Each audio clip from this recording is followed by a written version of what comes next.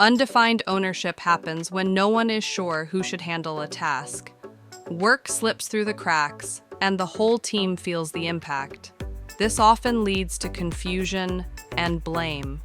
One thinks it's the front-end developer's job. Another assumes QA will do it, and in the end, nothing gets done. When ownership is missing, even small bugs can grow into big problems. Customers lose trust, and teams lose time. The solution is simple: define clear responsibilities.